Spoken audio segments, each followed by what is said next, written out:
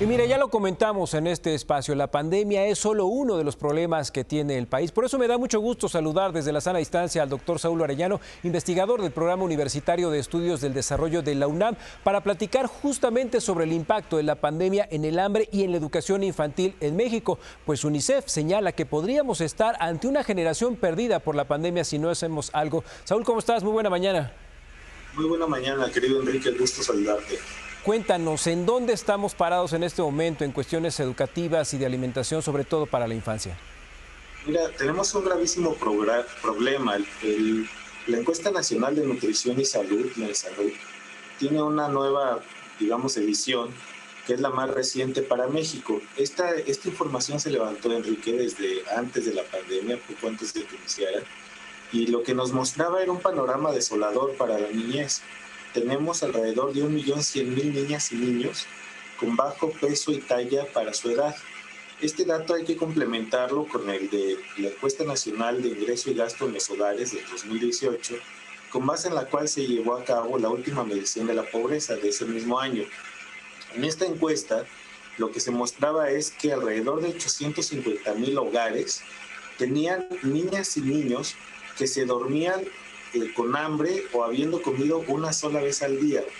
Es decir, el hambre es una realidad brutal que teníamos desde antes de la pandemia, que seguramente con las condiciones de pobreza que se han generado y que se han agudizado a partir de la aparición de la pandemia y las consecuencias económicas que han traído, pues evidentemente esta cifra seguramente ya creció.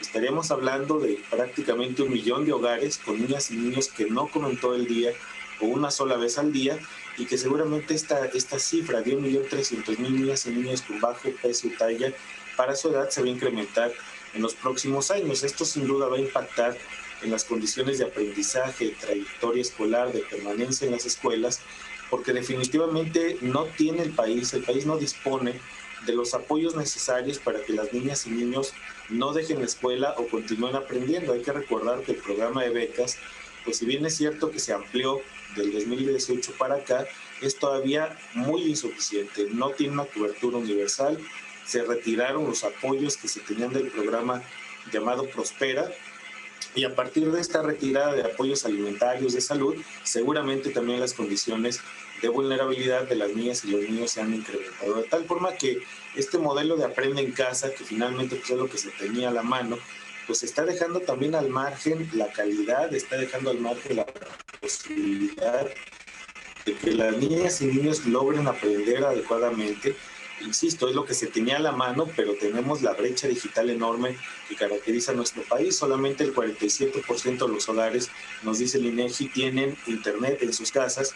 Y bueno, pues todo lo demás es vía la televisión, considerando que también la cantidad de empeños que hay de aparatos electrodomésticos, pues está dejando a muchos hogares sin incluso la posibilidad de una televisión y solamente la posibilidad de una pantalla para toda la familia, en hogares donde hay 1, 2 o hasta 3 niñas y niños. De ese tamaño es la magnitud del problema, y seguramente la pandemia ha agudizado estas condiciones de gravísimo rezago y de enormes condiciones de circunstancias límite de vida, se puede decir. ¿Qué podríamos hacer para este 2021, tomando en cuenta que, bueno, tenemos que trabajar como sociedad y además como iniciativa privada? Sobre todo, ahora que mencionas lo de la educación, muchas niñas, por ejemplo, no van a poder regresar a clases justamente por esta idea errónea, ¿no?, de que las niñas no tienen derecho sobre los niños a la educación o que tienen que quedarse haciendo labores del hogar o incluso, ya no digamos, en los matrimonios infantiles. Sin duda alguna, Enrique, mira, el grave problema que tenemos todavía en México es esta condición de estereotipos, machismo y discriminación en contra de las mujeres. Podemos ver que el número de personas que se dedican al trabajo doméstico no remunerado se ha incrementado también en los hogares en los últimos años. Las encuestas de INEGI te dan todos estos datos, y también la gravísima situación de los hogares donde se está teniendo que incorporar un mayor número de perceptores. Lo que vemos es que el Coneval, por ejemplo, nos da el indicador de la tendencia laboral de la pobreza. Estamos hablando de que prácticamente el 45% de quienes trabajan en sus hogares no se tienen los ingresos suficientes ni siquiera para comprar una canasta alimentaria, es decir, ni siquiera lo mínimo para comer. Esto desde luego va a llevar a que muchos hogares decidan quién sí regresa y quién no regresa a la escuela, sin los apoyos necesarios, sin los recursos y la transferencia de ingresos que se han estado solicitando para pequeños negocios, para los hogares más pobres, pues definitivamente no se va a lograr. Tenemos por otro lado también el cierre de las escuelas y esto implica la suspensión o al menos el funcionamiento, digamos, anómalo de programas como el programa de desayunos escolares, los programas de despensas familiares que se entregaban asociados a la educación y que definitivamente ahora están rotos. La iniciativa privada tiene muchísimo que hacer. México cuenta con uno de los sistemas de bancos de alimentos más frágiles del país, del continente. No tenemos un sistema, una red de apoyos que permitieran que la gente tenga acceso pues, a lo mínimo elemental para la manutención de la vida y la salud, y podría hacerse mucho más por ahí, pero sin duda alguna, Enrique, creo que la enorme responsabilidad la tiene el Estado. El Estado debe regular al mercado y debe generar los incentivos suficientes para que se reduzca la desigualdad, para que todas y todos tengamos la oportunidad de un empleo digno y remunerado.